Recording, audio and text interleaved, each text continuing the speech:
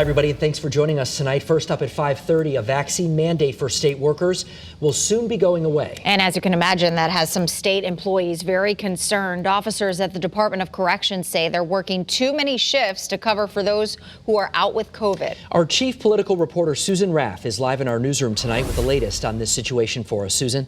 Mark, some correction officers are telling us this is a bad situation and they worry it could get worse if there are no more vaccine mandates or weekly testing.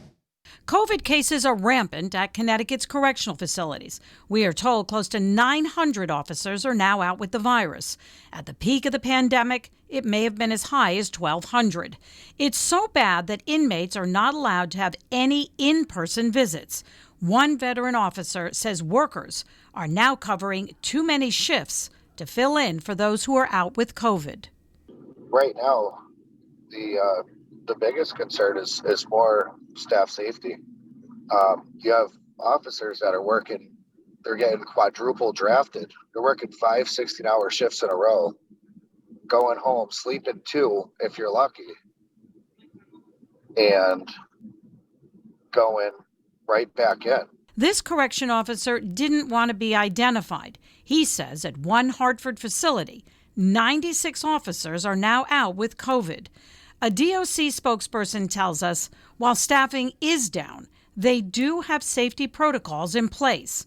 We've had to scale back in some areas, but not those that affect safety, and not in those areas with direct contact with inmates. We backfill those. The number of cases among DOC staff is actually coming down. Actually, I spoke with Commissioner Quiros this morning.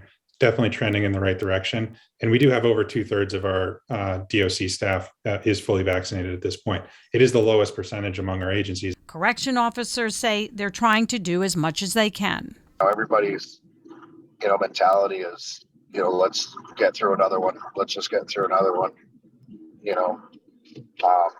We're working literally 2-man posts or down to 1-man posts. Now, the governor's office, as you just heard, is aware of this situation. And when the mandate goes away, they may put a plan in place, some type of a program that would require regular testing so that those who are infected don't come to work. Live in the newsroom, Susan Raff, Channel 3 Eyewitness News. Susan, thank you very much.